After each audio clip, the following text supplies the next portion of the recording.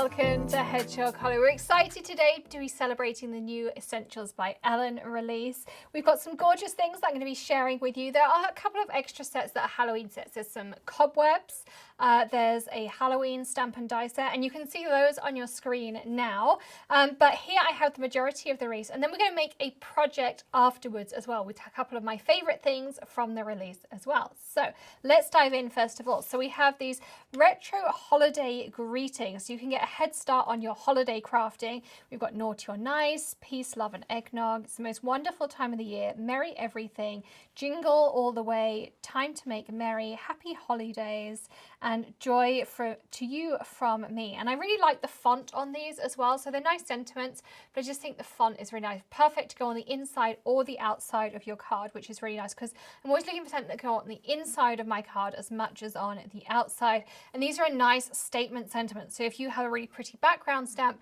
and then maybe you wanted a nice wide strip of vellum, you could put this on there, heat emboss it, and then you'd be done with a really quick and easy card. So I like those.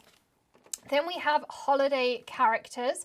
Aren't these super cute? So these are Julie's again, and you'll notice that they're kind of, these coordinate with some of the previous sets she's released, and I'm looking forward to using. Of course, there are coordinating dies available, and as always with Ellen, everything comes in her really thick envelopes and pre-labeled for you. So a definite plus. Maddie loves these because there's no labeling or anything to do. I do take the dies out of these envelopes and I just slot them in the back here so that they're both in the same envelope. That's the only thing I do, and it's all ready to go for you. We have the Mondo Amaryllis, and I absolutely adore these stamps. So I have all the Mondo series, and this is the one I'm actually going to be using in today's card. You can use it as Christmas. You could of course use it, I'm going to be using it as a birthday card for our Perks members because I send out so many birthday cards to our Perks members, and that's what we're going to be using for today. Then they have the tags, so you can make gift tags, you can make an interactive element on the front of your cards. So this cuts here 2 sets and then it scores them down the middle, and you could either cut on that score line and create 4, or you could have 2 folded tags. So the dies are on there, and again, all on magnet sheets, nice and easy for you. And then we have rustic wood grain, which I'm thinking of using on today's card as well. So a really nice strong background stamp that, again, you could use this one the whole year round, which is something I really like. So a lot of these stamps, definitely these 3 here, you can use the whole year round. You're not confined to holidays, which is something, again, I look for when I'm purchasing stamps because I want something that's versatile. Love crafting for holidays. It's my favorite season is crafting for Christmas, but I also like things that are versatile that I can use the whole year round. So let's get started on our project. Okay, so I'm going to be using the Mondo Amaryllis, as I mentioned. I'm going to be using alcohol inks. They're one of my favorite mediums. And my top tip when using alcohol inks, you don't have to do this, but I am very much about easy clear up. So I like a little bit of press and seal, and I pop that down on my glass mat. Entirely preference whether you want to do this, but I like easy clear up. And I'm going to use a piece of Yupo paper.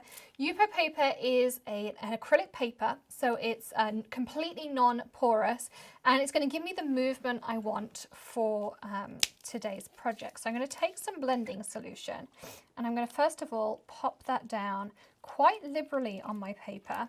And somebody asked me to do some mineral paper reviews and things, so I will be doing that when I'm fully back in the studio. I have bought some, I'm still playing around with it. It's been a great way to do some crafting when I haven't been so well. Okay, so I'm picking out some colours here, just kind of thinking what I want to do.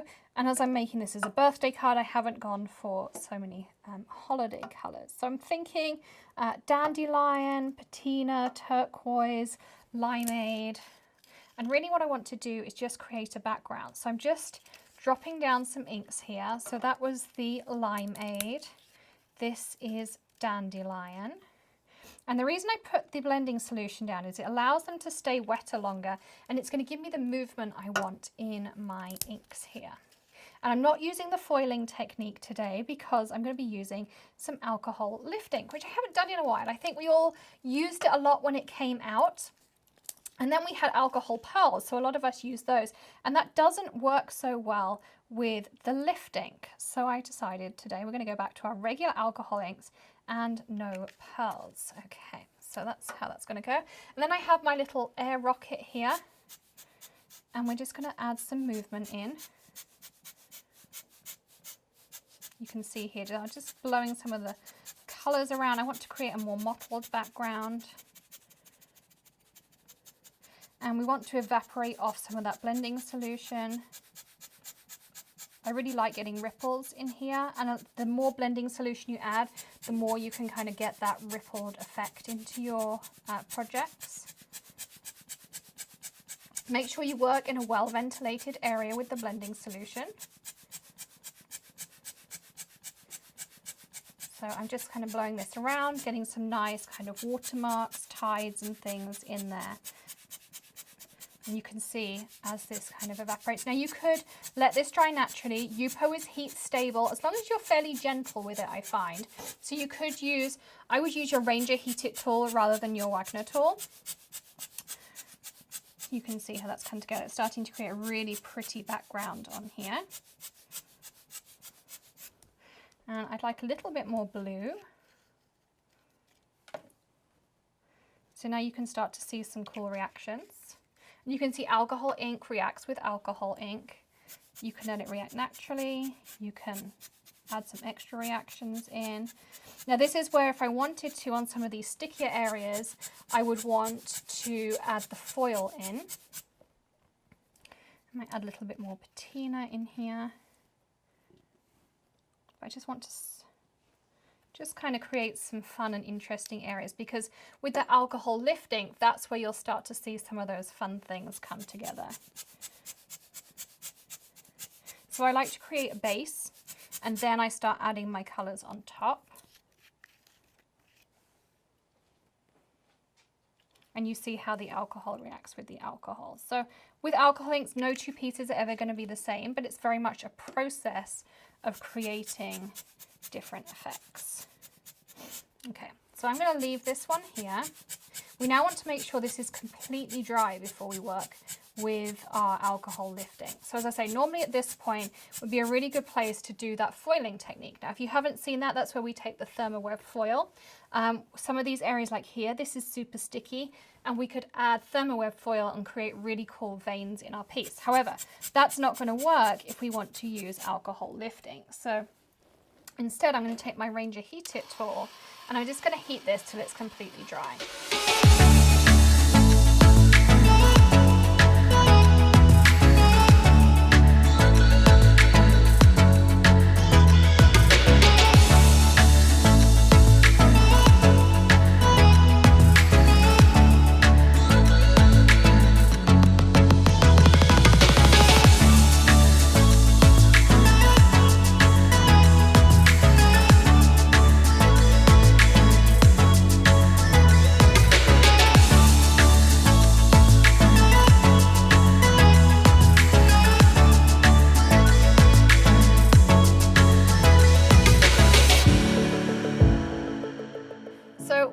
Dry, you're going to remove the press and seal from underneath, and you can then just dispose of the press and seal. So what I like to do is just make sure I pop it on a piece of kitchen towel. Sometimes a little bit of alcohol ink might seep underneath. And then we're going to use our MISTI. Okay, I'm going to grab that here, and I'm going to pop it onto my sticky grid. I'm just going to give this a wipe just to make sure it's reasonably clean. You can see there's a little bit of excess alcohol ink underneath. And my alcohol ink here is pretty much dry. I did just do a little touch test. And I'll probably need to replace my sticky grid fairly soon, but it's been on there, what we're in now. So this is the end of July. So it's been on there about 7 months or so, 7-8 months. And I mean, I stamp almost every single day. So that's how long a sticky grid. I mean, and one would probably last you around about a year. So I think I've done pretty well to make it last this long. Now we're going to take our stamp, just like this. And you can use a background stamp, you can use a floral stamp, you really can use absolutely everything. I'm thinking I can probably get away with going this way so that I can probably get 2 pieces out of this. I'll save this for another project, just like so. I'll put it further up so we get the whole thing on. And then with alcohol lifting, I do have a couple of top tips for you. So you can see my lifting is getting a little bit, my sticky grid rather is losing its tact just a little bit. But what you're going to do is take your lift ink Make sure your stamp is clean. If it has something like archival ink on it, use your archival ink cleaner or some blending solution to clean it off, because the lift ink then won't work. You'll just get lift ink on your archival, rather, on your lift ink pad. So you want to ink it up well, because of course you can't really see it's clear ink. It's a bit like using clear mark pad. So I'm usually quite generous. And then we're going to stamp it down. Again, I'm a bit more of a CPR stamper, as Tim calls them. Just like this. Again, a little bit more cautious than I normally might be. I like to also leave it down for a little bit longer. They say you don't need to, but again, a little bit more cautious. Lift this up. And you can start to see the outline appearing. It's quite light at this point. Again, we're just going to pop it to the side and leave it. Now you can get lots and lots of impressions, and I do have a whole video of how to get extra impressions. We'll link that for you in that top right hand corner, because it's well worth playing around with the techniques, but I'll show you what I mean. So for instance, now my stamp has lots and lots of ink on it. This is just regular plain cardstock, nothing special.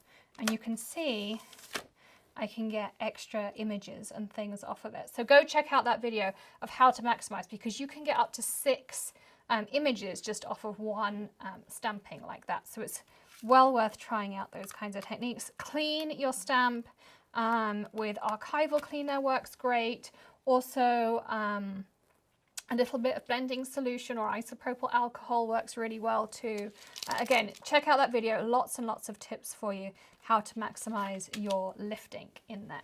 Okay, so once you are done with that and you've left it for a few minutes, the longer you leave it, the better. You don't leave it too long, because then it'll dry and you won't get the lift ink. So there kind of is a happy medium. Now, next tip, do not rub, because then you spread the lift ink and you'll lose your impression. You want to pat. So the first thing I like to do, and normally I would have got lots of impressions off of it, so I'll have lifted a lot already anyway, but take your kitchen towel, pat, and then just start quite kind of vigorously patting. And it's kind of like a color reveal.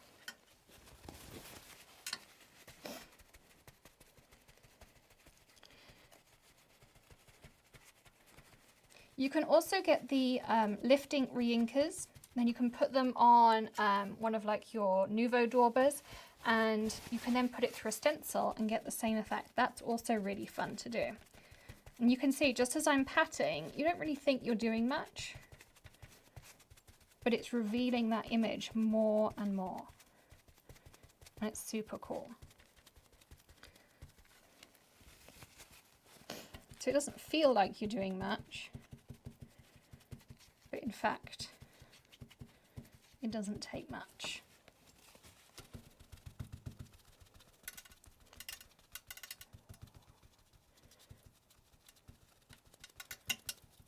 And we just reveal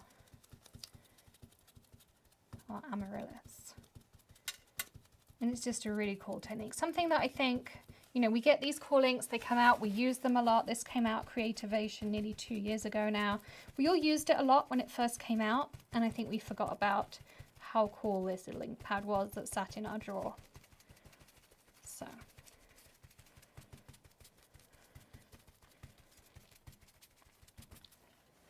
you can see there now I've got that really nice light image of my Amaryllis. And so it's just got that beautiful kind of halo outline. So now we can trim this down. And so I'm going to measure it a little bit. That would probably help us. And I'm going to trim it at 3 3/4. That's kind of what I normally do. I'm going to take a little bit more off of this side. So that will take it down to just a smidge under.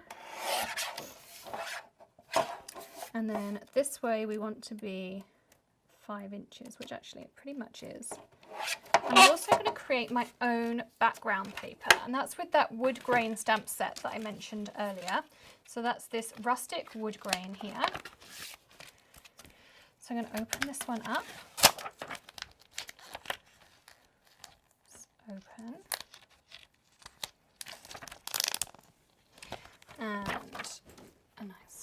MISTI, of course, so that I can stamp this one out a few times. And I'm going to use the Archivals, and I'm thinking I'm going to use the Picked Raspberry. So these are Distress Archivals. So they come in our Distress ink colours, but they're on Archival. So they're completely permanent inks. And of course, there's a nice tin to keep them in as well. And just to pop it out a little bit more, I'm going to do it on this Hero Hues pink cardstock and do a little bit of kind of like shadow stamping with the Picked Raspberry. So we'll position this up too. Move this out a little bit.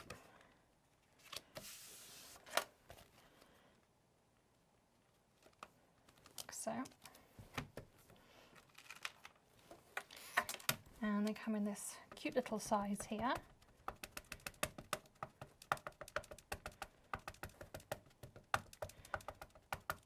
And so I chose these colours because they're all nice and complementary to each other. I do use a colour wheel upstairs to just do some of my colour picking because I'm not a colour expert, but I find it really helpful to have one up there. It's just an inexpensive one that we can link up if you're interested in knowing which one I use. It tells me my split complementary, my complementaries. This is why I normally stand up while I'm stamping, but because I've had my surgery, I'm sitting.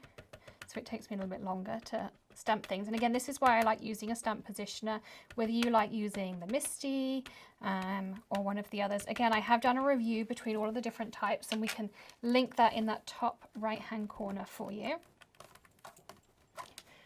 It's a nice press.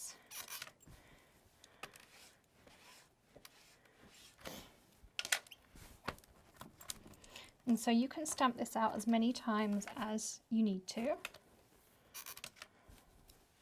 Mine might be getting a little bit in need. So these only come in small, but you can get re-inkers for them. And I'm thinking my pink needs some re-inking.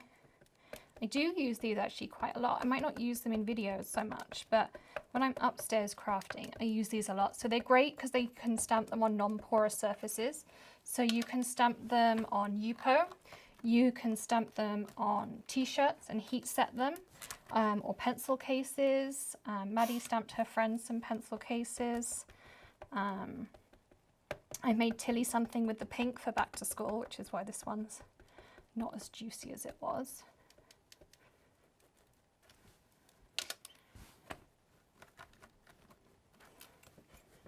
I'm just going to do some CPR on it. So Tim Holtz calls stampers who do this CPR stampers.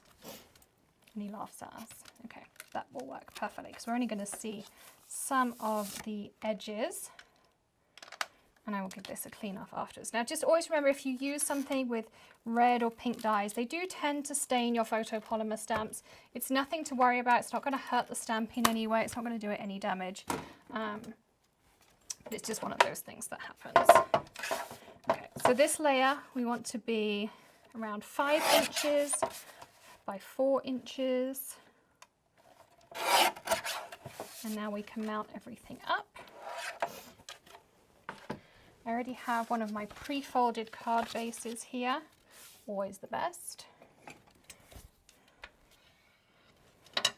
And of course I need some double-sided tape, which I did have in my little drawer of tricks here. There we go. I need to refill my drawers. Of course this one's run out. Let's grab another one.